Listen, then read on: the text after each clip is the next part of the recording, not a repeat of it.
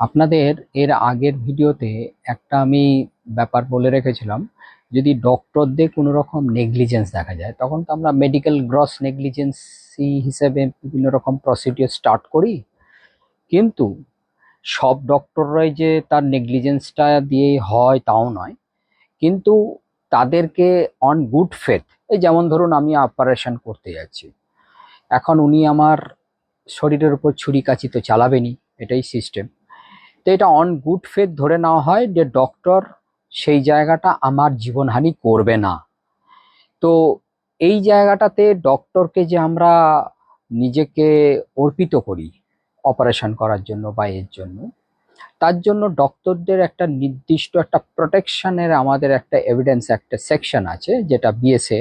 Section 31। এই 31 সেকশনের উপর ভিত্তি করে একটা ডক্টর সে কিন্তু নিজের প্রোটেকশন নিতে পারে যদি কেউ বা কোনো পেশেন্ট পার্টি তার এগেনস্টে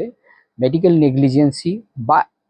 বা মার্ডারের মতো কোনো রকম বা অ্যাটেম্পট টু মার্ডার এরকম জাতীয় কোনো রকম এতে যদি তার বিরুদ্ধে কোনো রকম আইনি প্রসিজিওরে যায়, তাহলে সেকশন 31 বিএসএ অ্যাক্টে একটা ডক্টর কিন্তু নিজেকে প্রোটেকশনের জন্য আইনের চোখে দাঁড়াতে পারে এবং নিজেকে বাঁচিয়ে আইন থেকে রিলিফ পেতে পারে।